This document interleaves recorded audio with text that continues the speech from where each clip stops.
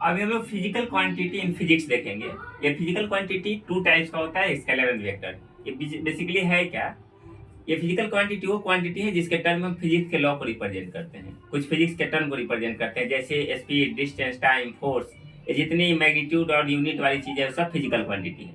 Okay, और उसको दो ग्रुप में रखा गया, scalar and vector. Scalar quantity वो होती है जो सिंपल अलजेब्रा को फॉलो करती है, सिंपल अरिथमेटिक को फॉलो करती है। जैसे मान लीजिए आपके पास दो मास है, एक 2 kg का मास है और एक 4 kg का मास है। ये दो बॉडी है और दोनों को ऐड करना होगा तो सिंपली आएगा 2 + 4 = 6 kg।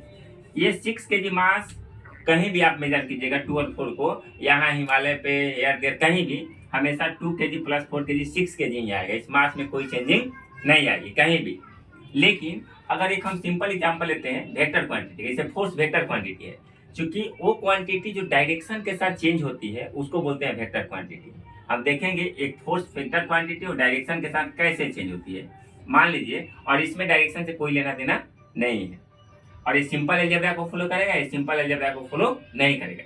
जैसे मान लीजिए एक बॉडी है हमारे पास और इस पर हम दो फोर्स लगाते हैं, एक 4 न्यूटन और नेक्स्ट फोर्स लगाते हैं इसी बॉडी पे 2 न्यूटन, जैसा कि आपको डायरेक्शन दिखाया गया है। और फिर सेम बॉडी पे हम यही दोनों फोर्स अप्लाई करते हैं, डायरेक्शन चेंज करते हैं। हमने 4 न्यूटन लगा दिया इधर और 2 न्यूटन लगा दिया इधर, जैसा कि आपको दिखाई दे रहा है 2 न्यूटन यहाँ लगा दिया। इसमें आप देखेंगे कि 4 न्यूटन जिस डायरेक्शन में लगा उसी डायरेक्शन में 2 न्यूटन लगा हुआ है। इस केस में 4 + 2 6 न्यूटन रिजल्टेंट फोर्स आएगा, यानी कि दोनों फोर्स का कॉम्बिनेशन, दोनों को मिला करके 6 न्यूटन आ जाएगा। लेकिन यहाँ देखिए एक फोर्स इधर लगा हुआ है 4 न्यूटन वाला और 2 न्यूटन वाला उधर लगा है। उस केस में आप 4 + 2 6 नहीं कर सकते हैं, क्योंकि 2 न्यूटन को ये 2 न्यूटन मिल करके बैलेंस कर लेगा और एक्स्ट्रा जो 2 न्यूटन लगेगा वो फोर्स इधर लगेगा, यानी इसका रिजल्टेंट आएगा 2 न्यूटन। यानी कि सेम फोर्स हम देखें 4 और 2 यहाँ भी लगाए, 4 और 2 यहाँ भी लगाए, लेकिन यहाँ डायरेक्शन चेंज करके लगाए, जिसके कारण मैग्नीट्यूड चेंज हो गया। यानी कि यहाँ पे रिजल्टेंट आ गया 6 न्यूटन, यहाँ पे आ गया रिजल्टेंट 2 न्यूटन। यानी कि ये डायरेक्शन के साथ चेंज हो रहा है, दोनों सेम चीज है, दोनों सेम फोर्स है। 4 2 यहाँ 6 हो गया, ये 4 2 यहाँ 2 न्यूटन हो गया, यानी डायरेक्शन चेंज होने के कारण रिजल्ट पर असर पड़ रहा है। सो ये फोर्स जो है वो वेक्टर क्वांटिटी है और इसमें डायरेक्शन से कोई लेना देना नहीं है, सो ये स्केलर क्वांटिटी है। सो जितने फिजिकल क्वांटिटी हैं जो अगर डायरेक्शन चेंजिंग के साथ उस पर असर पड़ती है ना, जो डायरेक्शन पे डिपेंड करता है, वो होगा वेक्टर क्वांटिटी। और जिस फिजिकल क्वांटिटी में डायरेक्शन से कोई लेना देना नहीं, केवल मैग्नीट्यूड मायने रखता है, वो होगा स्केलर क्वांटिटी। जैसा कि मास स्केलर क्वांटिटी है, फोर्स वेक्टर क्वांटिटी है। ओके, और भी हम लोग कुछ इसके कंसेप्ट को देखेंगे जिसे हम आइडेंटिफाई कर सके कौन वेक्टर होगा कौन स्केलर होगा। एक दो और एग्जांपल हम लोग लेंगे, आप बने रहेंगे। लेटेस्ट कंसीडर हम एग्जांपल लेते हैं करंट का। जैसे मान लीजिए एक सिंपल सर्किट हम लेते हैं, ये प्लस ये माइनस, ये मान लीजिए स्विच ऑन है जैसा कि आपको डायग्राम में दिखाई दे रहा है। ओके, और मान लीजिए यहाँ पे 10 वोल्ट का एक बैटरी हम अप्लाई किए और यहाँ से करंट जा रहा है, ये 4 एम्पियर था। ओके, अगर हम क्या करेंगे, इस टर्मिनल को चेंज कर देंगे, सेम वही बैटरी रहेगी, टर्मिनल को चेंज कर देंगे। हम क्या करेंगे कि इधर प्लस कर देंगे और इधर माइनस कर देंगे।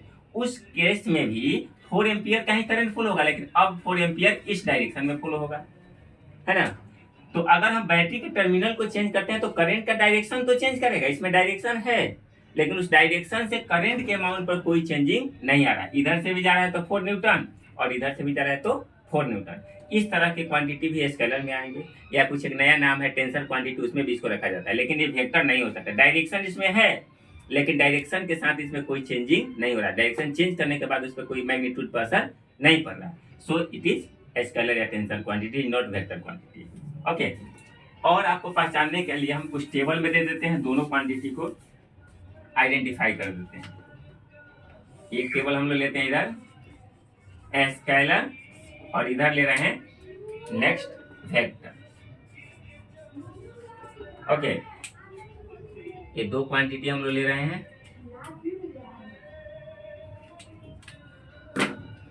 स्केलर में आपका आ जाता है टाइम, टाइम को भी डायरेक्शन से कोई लेना देना नहीं है। स्पीड, मास वर्क, ये सारी की सारी स्केलर क्वांटिटी है। वेक्टर में आ जाएगा, डिस्टेंस भी इसमें आ जाएगा,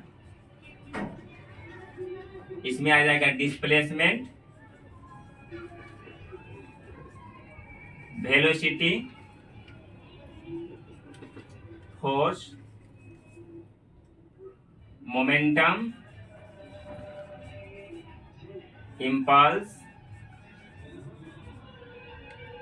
एक्सेलरेशन, वेट, ये सब वेक्टर क्वांटिटी होंगे जैसा कि आपको दिखाई दे रहा है। ओके, और पहचानने का एक और तरीका है, और फार्मूला फाइंड कीजिए। जैसे वेलोसिटी का फार्मूला क्या होता है?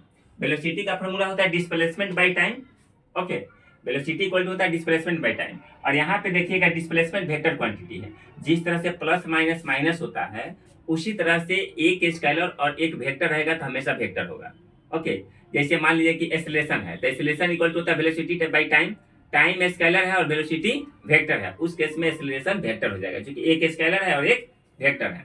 उसी तरह से मान लीजिए फोर्स एफ इक्वल टू ए में होता है, तो मास तो स्केलर है लेकिन एक्सेलरेशन वेक्टर है, इसीलिए फोर्स भी वेक्टर हो जाएगा। तो अगर ऐसा प्रोडक्ट हो रहा है कि एक वेक्टर क्वांटिटी एक स्केलर है, तो हर हाल में वो क्वांटिटी फार्मूला ड्राइव करने के बाद वो क्वांटिटी वेक्टर होगा। जैसे कि फोर्स वेक्टर हो गया, एक्सेलरेशन वेक्टर हो गया, वेलोसिटी वेक्टर हो गया। ओके, इस तरह से आप आइडेंटिफाई कर सकते हैं। हमेशा स्केलर इंटू वेक्टर वेक्टर होगा, और दोनों वेक्टर होगा तो किस किस केस में स्केलर, जैसे work equal to W equal to F S, force into displacement, तो ये स्केलर क्वांटिटी है। आई होप कि वेक्टर स्केलर आपको समझ में आया होगा। Thank you so much.